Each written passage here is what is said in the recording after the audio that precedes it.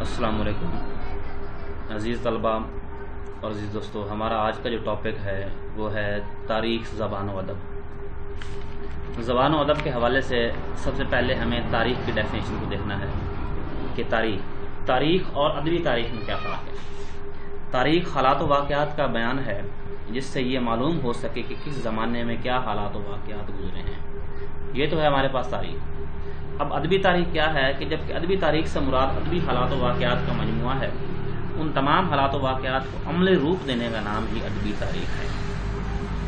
دوسرا سوال ہمارے پاس MCQ ٹائپ یہ آتا ہے کہ اردو ادبی تاریخ کا وجود کس زبان یا ادب کی وجہ سے آیا۔ اس کا ایک لائن کا آنسر ہے کہ یہ انگریزی کے ادب سے آیا ہے، اور ڈاکٹر گیان چند جو ہے نا وہ لکھتے ہیں کہ ٹامس واٹسن کی جو کتاب ہے the history of English poetry, جو کہ 1774 عیسوی میں شائع ہوئی، اس کتاب کا اس اردو ادب کی تاریخ پر بہت گہرا اثر ہے، اور یہ اس کتاب کے زیر اثر جو ہے نا یہ اردو تاریخ لکھی گئی، جس میں اس کتاب میں بھی شعراء کا بیان بڑی ترتیب سے دیا گیا، اور یہ یقین ہے اس کا تاریخی ترتیب بھی بڑا دیا گیا، تاریخ کے حوالے سے بھی اس کو جو ہے نا بہت اچھا لکھا گیا ہے۔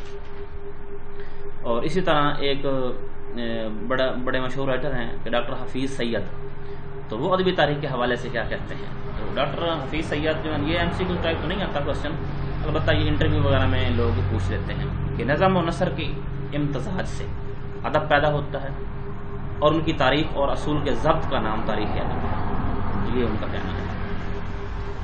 تو اسی طرح ڈاکٹر سلیم اختر ادبی تاریخ کے بارے میں کیا کہتے ہیں۔ ڈاکٹر سلیم اختر 3 چیزوں کے نام لیتے ہیں۔ وہ کہتے ہیں کہ جو تاریخ تھی پہلے اساطیر میں، پھر قص روایات میں، اور پھر جو ہے نا ہمیں ضرب المثال کی صورت میں ملتی ہے۔ ان 3 چیزوں میں ہمیں تاریخ ملتی ہے۔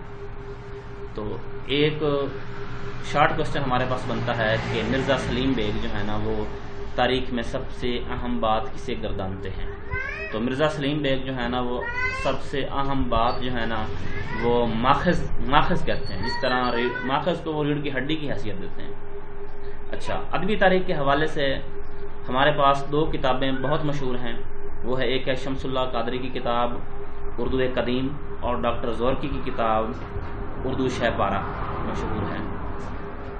اچھا، تاریخ کی کتابیں ہمارے پاس بہت ساری ہیں۔ تاریخ کی کتابیں ہمیں ملتی ہیں جو